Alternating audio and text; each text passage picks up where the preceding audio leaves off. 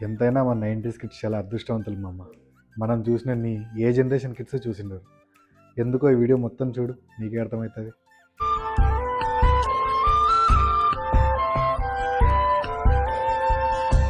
ఎదలోతులో ఏ మూలనో నిదురించు జ్ఞాపకాలు నిద్రలేస్తున్నాయి, గుర్తుకొస్తున్నాయి, గుర్తుకొస్తున్నాయి.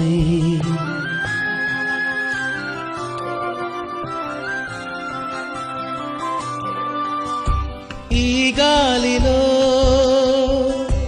ఏ మమతలో మా అమ్మ మాటలాగా పలకరిస్తున్నాయి, గుర్తుకొస్తున్నాయి.